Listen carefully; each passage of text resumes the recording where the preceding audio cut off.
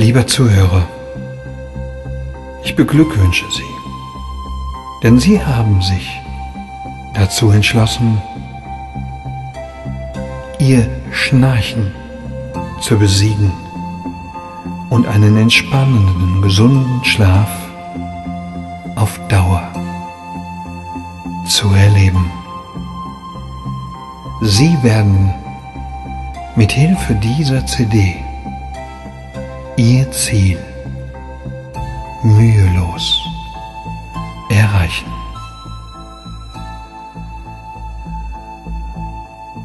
Doch bevor ich mit meinen entspannenden Suggestionen auf Ihr Unterbewusstsein einwirke, beachten Sie bitte, dass diese CD niemals beim Autofahren angehört werden sollte. Halten Sie sich bitte strikt an diese Anweisung.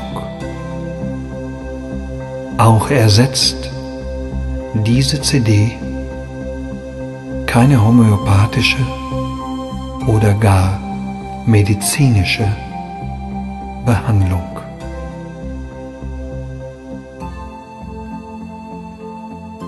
Sollte es notwendig sein,